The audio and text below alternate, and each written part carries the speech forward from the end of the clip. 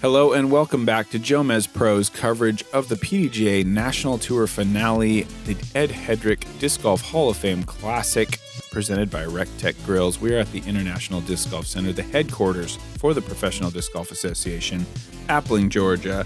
BigSexy Commentary, bringing you the action, Nate Sexton and Jeremy Koling. And the What Are Trees book was just published. Nate Sexton, you are now a published author. Congratulations. I know exactly what they are. The book is about why are they. Yeah, why are they are. Simon Lizotte, man, really struggling at 2 under par. Only kidding.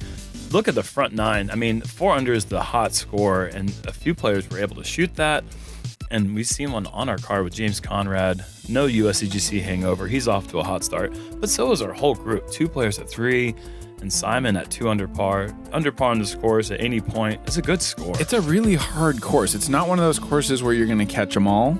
And that, I think, might be part of why Eagle McMahon isn't here. Why he's not here, because you're just not going to catch them all. Yeah, sure. It's not one of those things. You're not going to throw Pokeballs out there and just hit every time. No.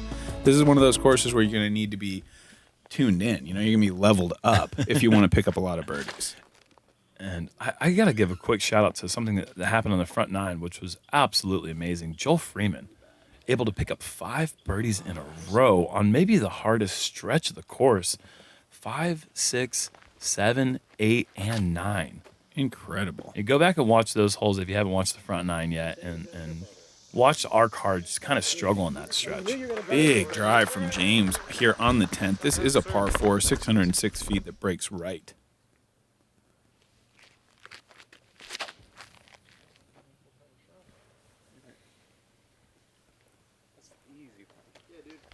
A little low for Dave, but makes the corner. That'll be a blind Anheuser for Dave on his approach. He's not quite far enough to see the pin. And Chris is pushing that wide, trying to get past those 3 bunkers in the middle. He's done so well. And he'll have a couple different routes to choose from. As you can see, Dave, he's just going to have to kind of throw and hope this hits that middle gap. Yeah, buddy. Yeah, he's fought his way up there. He'll have an outside the circle look for the birdie.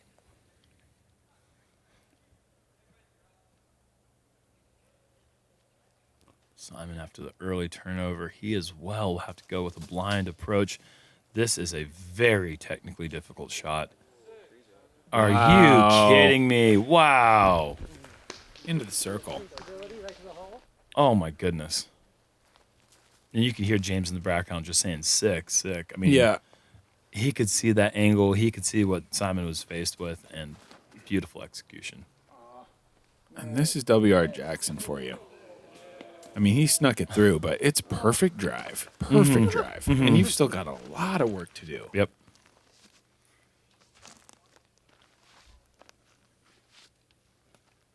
There are 2 routes here. Looks like James is lining up the outside Anheuser route with the putter. He has overturned this by long shot, and he's going to kick into the woods and pay the price for an errant approach. Really frustrating, I feel, because I think, that was one of his bigger drives yet. It's not the hole you think of as being one of the hardest birdies. No, it's one of the easier ones, actually, which is kind of surprising to me. Good effort. Well, I shouldn't say surprising, but it's the 4th easiest. It does average below par, which not many of the par 4s on this course do.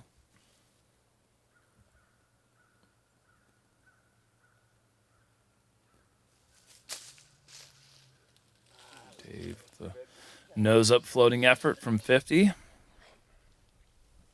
Chris to try to capitalize on that. Great break getting through the trees all the way up to the green. He does so, moving him to 4 under on the round. Good clean round so far. Simon with the birdie. Pretty amazing how little separation we've had through 10 holes. Everyone in the group playing very solid. And I feel like Jackson does that quite a bit. You're going to see a lot of those scores come in at the same number, but they're all going to have different stories behind them. It's kind of what we got right here as James remains at 4 under. And the only difference between Simon and Dave is that they just have 1 red number on their scorecard. Other than that, everyone's got 4 birdies on the round.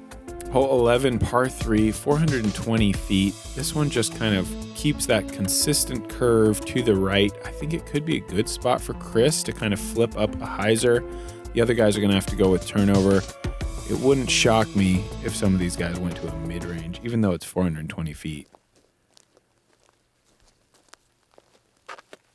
Simon is going to go with that fairway driver. And that's overturned unless that's incredibly overstable at the end. It is not. That'll leave Simon 70-plus feet from the pin. Oh, maybe not that far. But still well out of comfortable birdie range. I don't feel that I've seen very many lefties play this hole. I'd like to see, I wonder if he feels like it sets up really well for him, or if maybe those trees in the back of our picture are a little too close. And he's pushed this straight and long. It does hyzer before, but nope, not before that stuff there. Mm-hmm.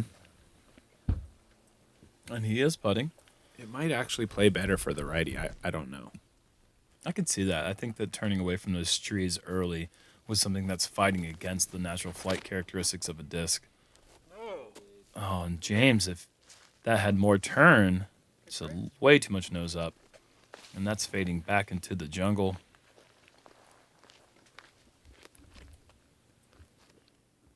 See if Dave can make the correction here.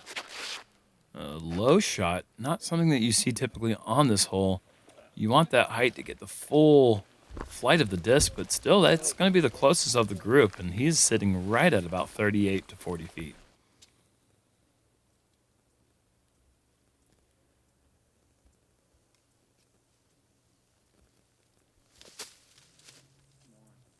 Wow. James got to a pretty decent spot there. Mm-hmm.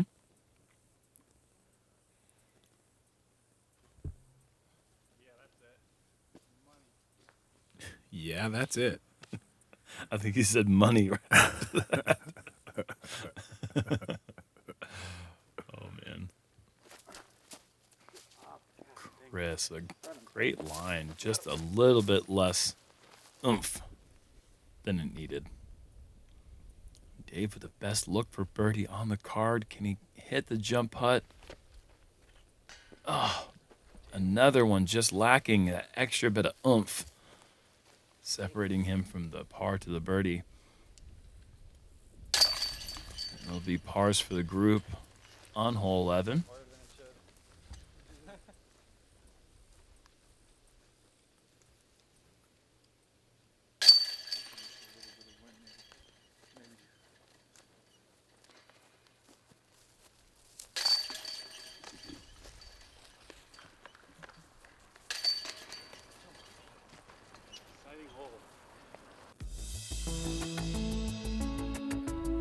Hole 12, par 5, 990 feet. This is really an epic one on this property.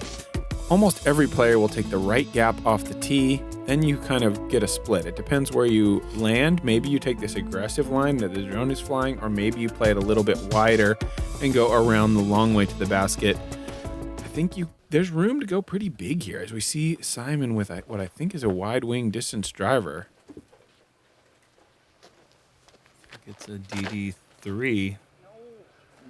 Yeah, but by that flip, I think for sure.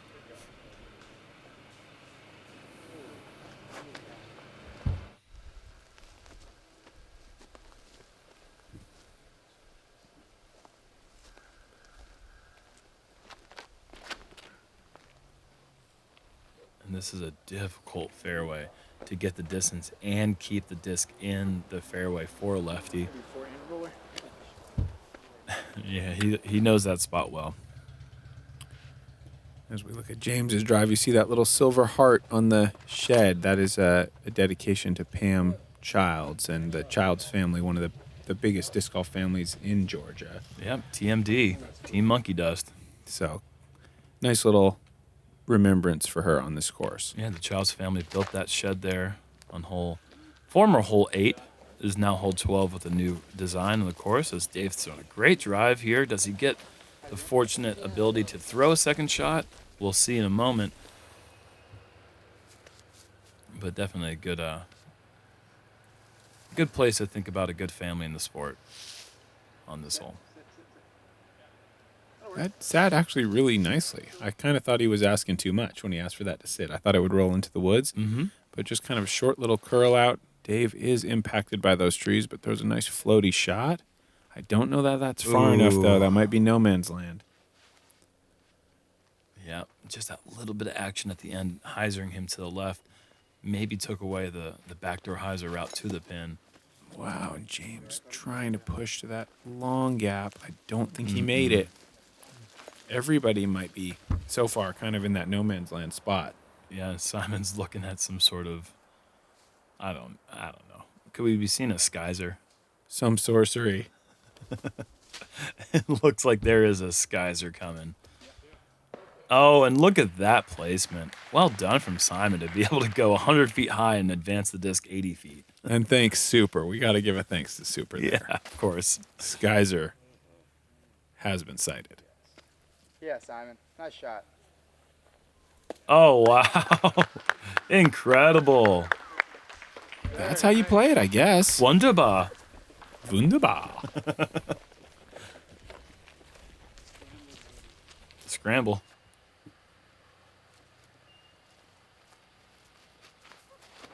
Chris threw that one with an angry face. You want to do, yeah. You want that, Dave. That's not nice to make fun of the man's face. I'm not making man. fun of You're him. I'm making saying fun he. of the man's No, face. I'm saying he committed. He was born with that face. He doesn't always Come have an angry face. Excellent effort right there from Chris with the angriest face Nate's seen in a long time. Up high, a little short, but it's a putt. And that's a good effort. That angle was really cut off. And that's really about the best that James could do as well. That'll probably be just a long jump putt for him. Oh, he's actually going to throw.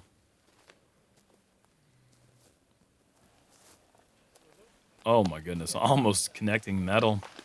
Nice and Well easy. done.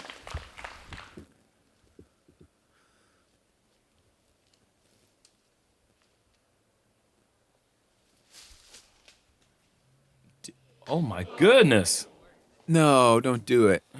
It paid the price of hitting metal, unfortunately. What an outstanding effort.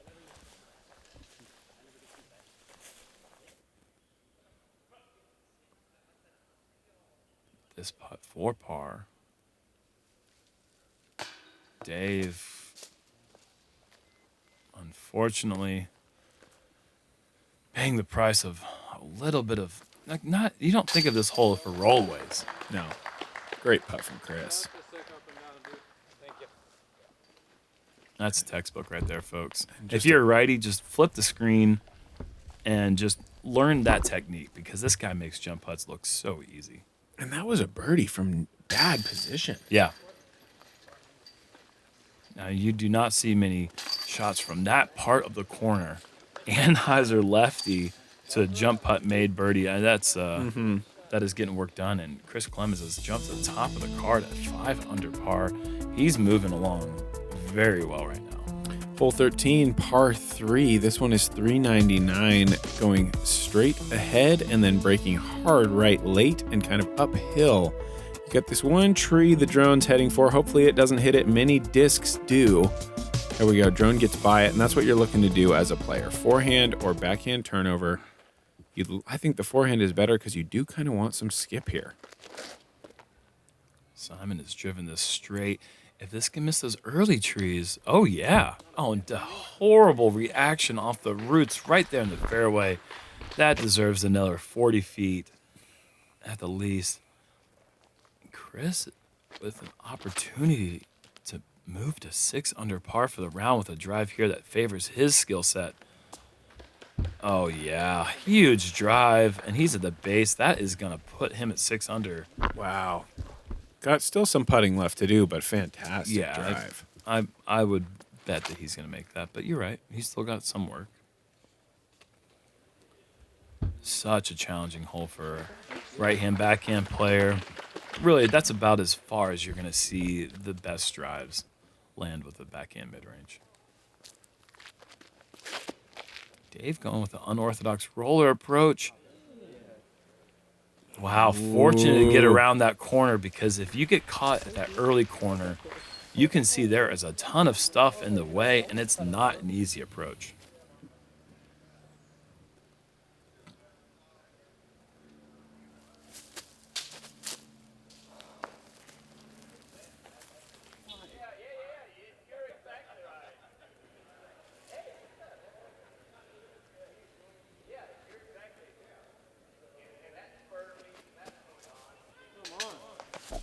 I believe I hear the voice of Dave Greenwell in the background. A Hall of Famer. And this tournament always brings out a ton of Hall of Famers from the woodworks across the country, even across the world. It is such a cool thing to... Simon just barely misses that putt. It's such a cool thing to be in the presence of the people that really shaped and formed the game. And they always have a wonderful induction ceremony for the newest Hall of Fame members. This year we have to give a shout out to Eric Marks and Mitch McClellan, two disc golf legends who are now in the presence of greatness, and their names will be enshrined in the Hall of Fame.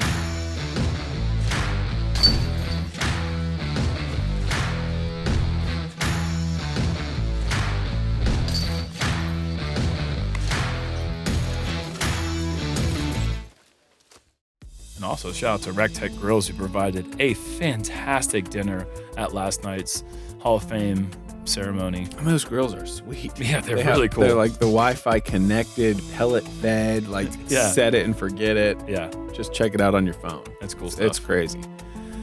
Hole 14, par 5, 837. Tunnel to start, then breaks left, and then finishes hard back to the right. So you just really, really need to navigate that first tunnel to have any kind of chance on this hole. Oh, no. Chris, with such a good round going, has put himself in a really bad spot off the tee here. Simon's drive is drifting and just narrowly avoiding the pine in the corner. This is one of those holes where I feel like a good drive, you're almost set up for the guaranteed birdie. Even though it is a difficult hole, it still averages just under par at 4.99. I think at only 837 as James might have slipped there. And the top left corner of this tee pad is a bit slick. I've slipped on it in the past when it's been rainy. I don't know if what happened there for James, but he definitely was unable to commit to his shot fully.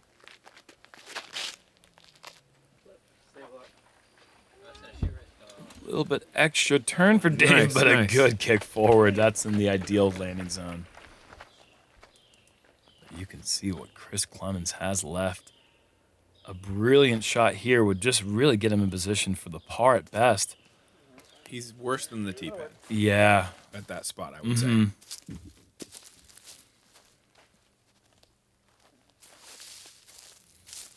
He's going to need 3 fantastic shots. And the left side is better, but this is really left. I think that this might be too far, but maybe not. Yeah, there's like a big old road over there. Yeah, it definitely bubbles out to the left, and so it increases your angle to the basket from up there, as James has to just pitch up.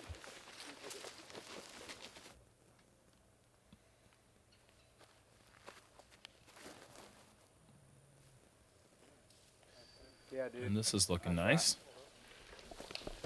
Yeah, that's big. Low, long. He should have basically a straight shot to the basket from there.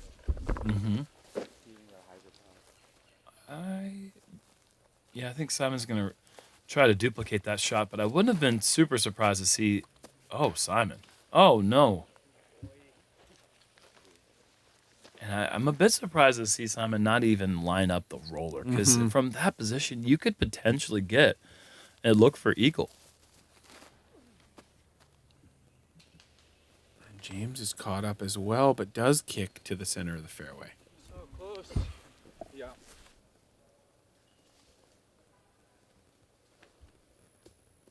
And Simon having to just pitch it. Oh, no. And that is not a good place over there. I shouldn't have said anything about guaranteeing birdie, because right now Simon's going to have to scramble for par. And he is not in a good place to do so.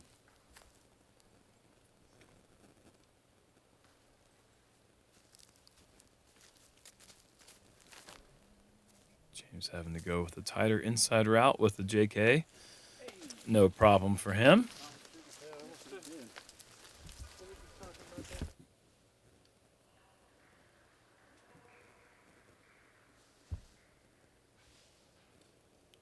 Oh, fantastic. Until the very end. You will have a look, probably obstructed. These Simon reaction cams. Yeah, well, you got to keep them running. When you're capturing Simon. Oh no. We're seeing some weird stuff happen on this hole. Yeah, this is a bit out of character for how the group has been playing the course so far. Dave is just going to collect an easy birdie. Yeah, about as easy as I've ever seen on this hole. That was really well done. And Chris is going to collect his first red number of the round with the bogey 6. And Simon trying to avoid the same fate. He's 40 feet away. Yeah. And that is not the 5 he envisioned, but he'll take it after the errant second. Great commitment and follow through on that putt. Huge par save. So stressful.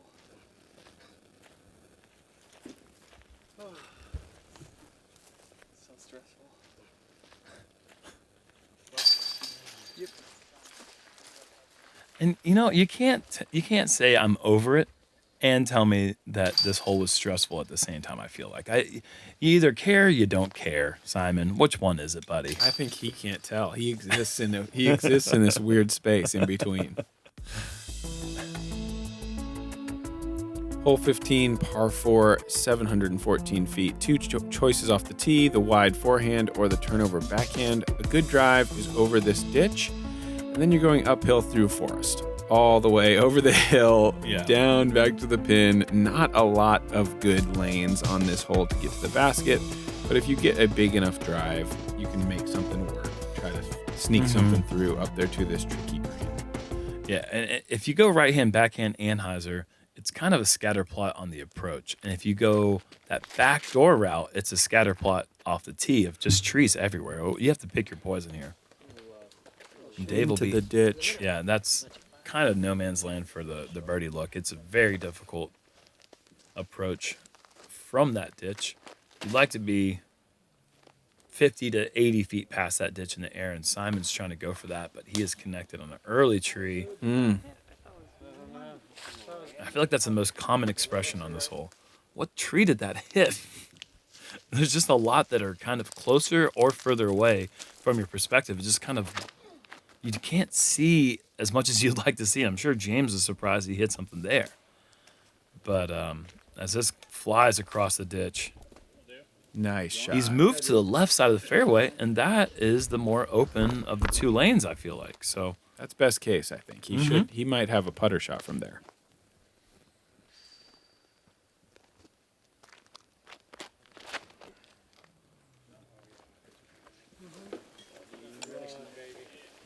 Get over that heel. it did get over the ditch. Kind of surprised to see Chris not go for that straight route. It sets up really well for the lefty, but well done to get across the ditch. The angle is not great for lefties or forehand players to go on the early side.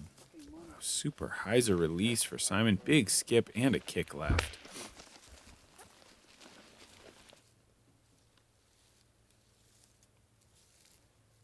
Dave lining up maybe a thumber. I don't know what he's...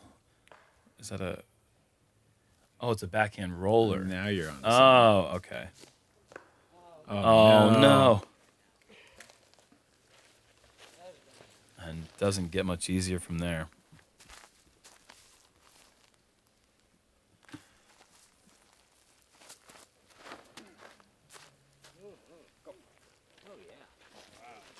Don't hit anything. Don't hit anything. Wow. And look at that. Clean throw all the way through. Still 45, 50 feet away. Keep in mind that Dave Feldberg right now is in the fairway. Like, look at what he is going through. This is the fairway.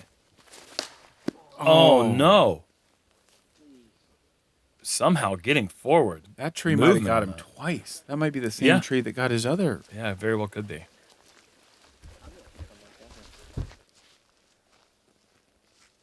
And finally moving up to James' spectacular drive.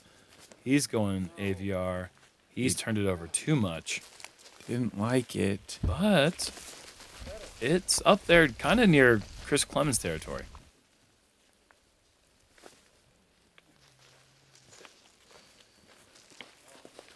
Simon hits a tree. He'll have a tester putt left. Look at all these trees. Why are trees, Nate? You have to buy the book.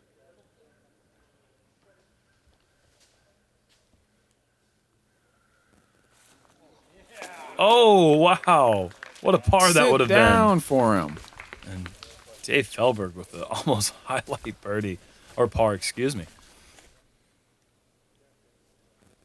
James with a very awkward stance here. 1 foot in the ditch, one on the hillside. Falling forward. Not really able to give that 100% effort. Chris is also down there in the ditch. And not a full effort either. Simon has this putt for par. And another great par save. One more look. Having to work hard for these pars in the last 2 holes, but good putts to clean up. He'll be happy with that. And there were only, well, let's get to Dave's putt first here. 4 bogey from 28 feet. A great bogey putt there. Yeah. Worked hard for that all the way. Only going to lose a stroke to the card. Only 5 birdies on the round. Chris Dickerson, Andrew Presnell, Philo Brathwaite, Dustin Riles, and your boy, Big Jerm. There it is. Thought you were going to say Simple Payu.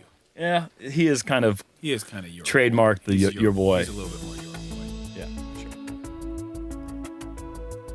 sure. Hole 16, par 3, 297. This one has a turnover backhand route on the right. You can even take a forehand through there, and then there's a wide forehand route as well. OB string line along the creek all the way down the right side of the hole.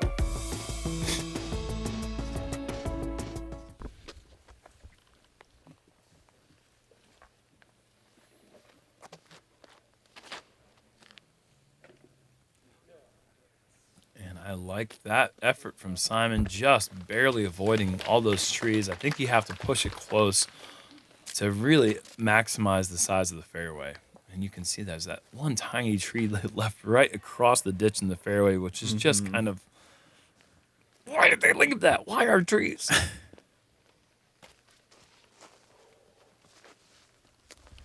James taking a look at the fairway, assessing what he needs to do.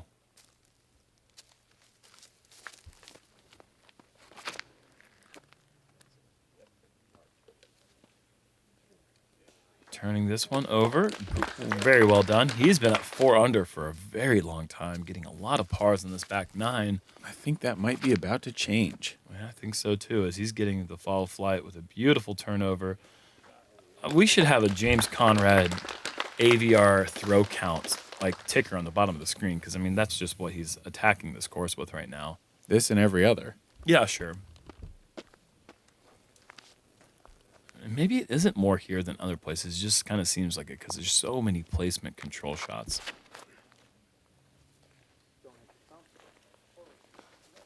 And a good shot there. Really good shots for the group so far. Dave has got this turned over. Heisering back. And that'll be right at circle's edge as well. And that's a good result for our feature group. Dave is a great thrower, that half-speed flippy driver. I think not a lot of players have that kind of command. Elton Simon just outside the circle. A bit of an elevator putt there as it catches high. And even though he's got 1 bogey on his card, he is at 5 under.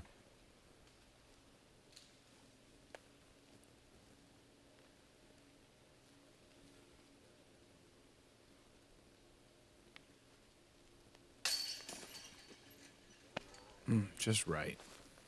That's a bit of a. I've seen Dave putt a couple times this round with that very high, lofty putt. Not the traditional trajectory that I'm used to seeing from Dave. Clemons to -6 with a great birdie. And James has this to go to 5.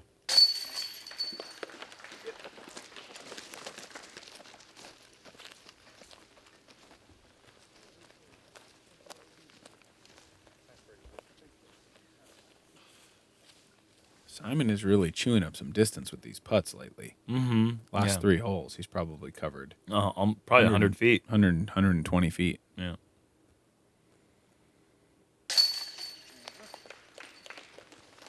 Oh, yeah, if you go 40, 40, 30, you're already at 110. Yeah, so you're right. 100, 110, 120 feet. It's a lot of feet and putts in 3 holes. Hole 17, par 4, 588. This one requires a fantastic drive. And if you don't get it, you're done. There's no way to birdie this thing if you're not way up this hill because there's just a jail on the right side. So get as far as you can. Right hand, backhand is the best play. And if you can climb that hill, you're going to be in position to throw a putter or a mid-range to the basket. And this tee pad used to be just about 60 feet shorter. And when it was in that position, I was talking to Zach Schaefer before the tournament, and he was telling me that it was one of the most birdied par 4s in the whole course. Moving it back to where they are now, we're talking about the 3rd hardest hole as Simon just throws 800 feet. Too far. Too far, which is unbelievable. Yeah. The 3rd hardest hole on the course, not just of the par 4s, of the entire course, and it averages a quarter of a stroke above par at 4.25. I believe James is going with a Wraith, Star Wraith here. He really likes this disc for this type of shot right here. Look at that, just drifting down. So perfect. You can't throw that well. I mean, come on, man. Just textbook execution. Very little movement from left to right, but just bending down the fairway perfectly, making it look so simple. This might be the most difficult lefty tee box on the entire course. Not many options. I think Chris is probably trying to line up that left side backdoor route, but that is such a hard thing to do. Even if he hits that gap, there are other trees on the back side of it he's got to contend with as well. Dave with too much turn.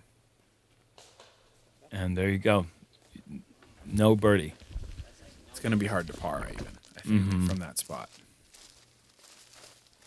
And Chris is able to just kind of pound one up the hill, maximize the opportunity to get the par. That should be in a position where he can see the basket at least.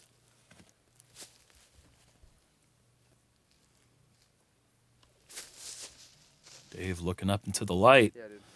It's a good shot. He wasn't quite as far into that jail as I feared, able to take the traditional fairway.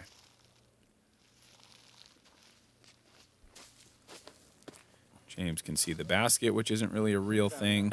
It really isn't. That's amazing. Great drive. And then, of course, a little fortunate tree behind the basket stopping the disc from maybe sliding another 10, 15 feet.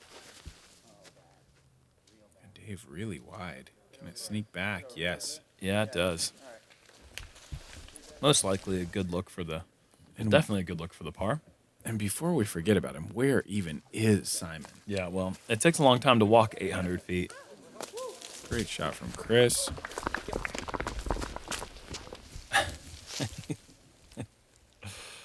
This is unreal far off the tee, man. Oh, my goodness. What? Oh, there's an actual route. No way. Oh, come on. That's incredible. That was awesome. Incredibly fortunate that there is something there. I mean, that's thick brush right there. Oh, man. Him and Drew Gibson probably went back there and cleared it out. Yes, Drew Gibson's known to outdrive this fairway as well. And another working man par for Dave. He's out here working hard.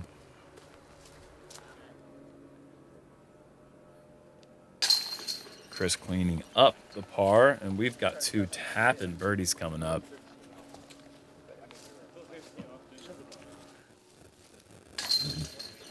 On the hole, surprisingly, birdied by 17 players. It's a bigger number than I would have thought. It's just so specific off the tee. On to hole 18, par 5, 726 feet up a big hill. This one goes over the valley and then just keeps on rising as it slowly breaks right. Right about here is about the biggest drive you'll ever see, and that actually sets up a pretty legitimate chance for an eagle for our long throwers, where they can throw kind of a stand-up mid-range and try to fight back in there to the basket. See if anybody gets that magic drive to kind of be in the conversation for an eagle 3. This has got all the speed. Oh, yeah. Needs to get back left just a bit. A huge skip forward, too. My goodness. Wow, nearly scares the group ahead of him off the hole. Yeah, that's about as in position for eagle as you're going to see. And James is going, I believe, with I don't know if that's a Wraith or Destroyer.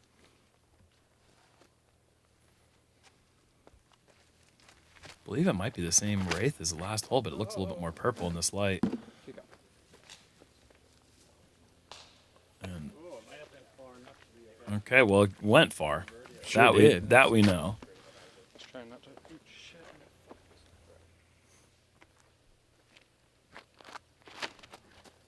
Chris going with the hyzer flip up right down the middle. That's a thing of beauty. Nice shot.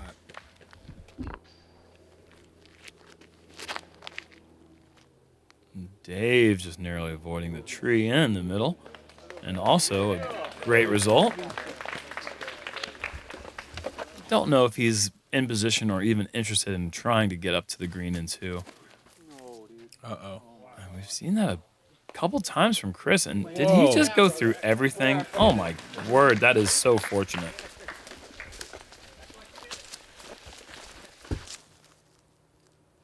Well, He's got the distance driver. yeah, he definitely is in position. Sneak it. And that's just got a little bit too much turn. Oh, but he kicks forward. Back up there for him. Yeah, and Charlie Cavalier is begging the spectators up by the green to clap for him. That's how you know you have a good shot in this sport. Beautiful throw back to the fairway. That'll leave about a little bit less than 300 feet, I think. Yeah, I think so. Simon going mid-range second shot. He is lining up the eagle without question.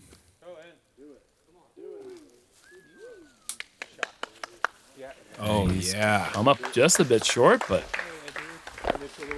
wow, can you imagine going mid-range backhand approach for the eagle on 18? That's incredible. I asked you a question, Nate. I was trying to imagine it. And James with a surprising miscue there with the AVR. Oh, no.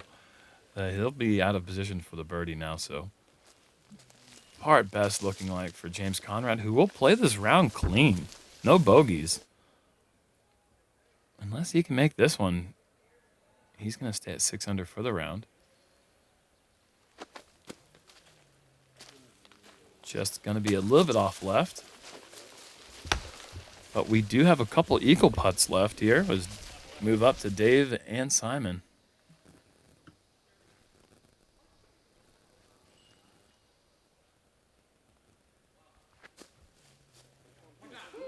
Oh, The desert dog. He nearly had that. no, come. Simon lays that up. Yeah.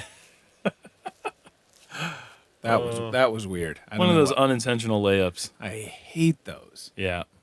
Yeah. You think, I'm going to make this. And then you're like, no, I'm going to lay up. And you're like, no. Last second. Why'd you decide to do that? Right hand. Mm-hmm. You know? But one player in our field was actually able to pick up that eagle. That was Nico Rataya. I'll always do my best. It's all I can do. Nico Rataya. I'll believe it. Nice birdie from Dave. And Simon great putt. almost laid it up again. Simon just, I don't know how he just shot 7 down. He did not care. He made putts from everywhere and then missed putts from everywhere. 7 down's a great score, though. And with a birdie finish on the last 3. Oh, my word. There you see it. 7 down for Simon, 3 for Dave. We've got 6 down for James and 7 down for Chris. Hot Look, round. wow. Let's talk about it. Yeah. Adam Hammis, 7 down on the back 9 to shoot 10 under. Incredible round for that young man. Calvin Heimberg missing an eagle putt from circle 2 on the 18th hole to tie that hot round. He'll be at 9 under, 1 stroke back. Hot golf. Probably this had to be the only card in the entire field where all 4 players shot under par. I mean, Could be. that's an impressive feat. W.R. Jackson is a very difficult course. We've got 2 more rounds to go, folks. See you there.